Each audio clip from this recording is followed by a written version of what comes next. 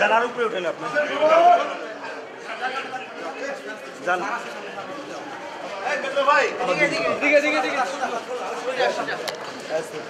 এখানে চিৎকার চাচামিচি হবে না একদম।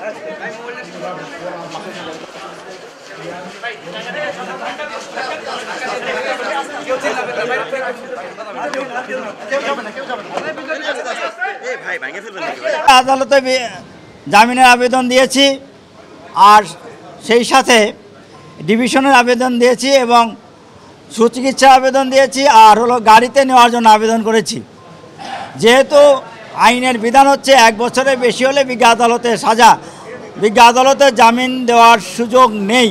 সেক্ষেত্রে বিজ্ঞ আদালত জামিনের আবেদন নামঞ্জুর করেছেন। আর আমাদের ডিভিশনের আবেদন, যেহেতু উনি এমপি ছিলেন, তারপরে ওনার অসুস্থতার কারণে গাড়ি এবং চিকিৎসার আবেদন মঞ্জুর করেছেন।